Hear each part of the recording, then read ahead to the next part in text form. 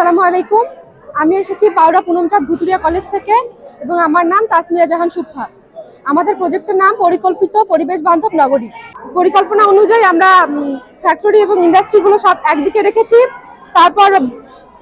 তারপর রেখেছি হচ্ছে আমাদের বসত বাড়ি এবং লোকালয়গুলো একদিকে, তারপর শিক্ষা প্রতিষ্ঠান, হাসপাতাল, পার্ক ইত্যাদি আমরা একদিকে রেখেছি।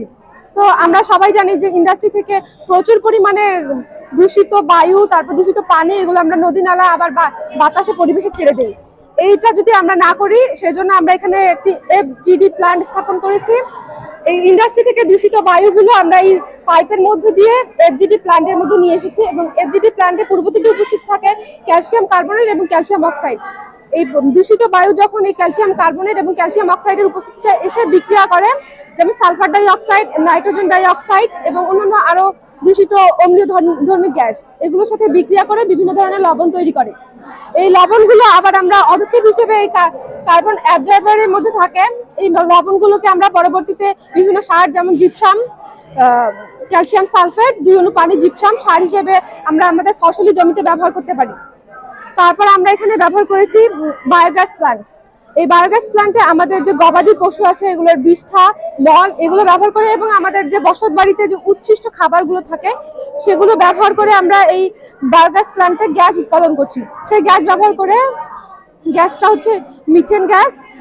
এই গ্যাস ব্যবহার করে আমরা বসত বাড়ির যে রান্না বান্না সেই কাজগুলো করছি এবং যে আমাদের রাস্তাঘাটে যে গাড়িগুলো চলাচল করে সেই গাড়িতে আমরা এই গ্যাসগুলো ব্যবহার করছি।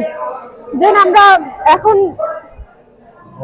বর্তমান যুগে হচ্ছে বিদ্যুতের তীব্র সংকট এবং জ্বালানি সংকট যেহেতু আছে, সেজন্য আমরা ব্যবহার করেছি প্রত্যেকটি বাড়ির ছাদে ব্যবহার করছি সোলার প্যানেল, যাতে আমরা বিদ্যুৎ সাশ্রয়ী হতে পারি।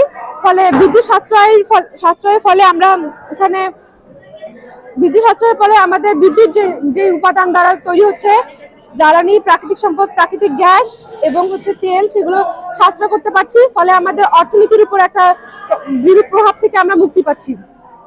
তারপরে হচ্ছে সোলার, যদি আমাদের রাতের বেলা যেহেতু সূর্য থাকে না, সেজন্য আমরা সোলার প্যানেলের জন্য আমরা ব্যবহার করছি ব্যাটারি, লিথিয়াম ব্যাটারি ব্যবহার করেছি।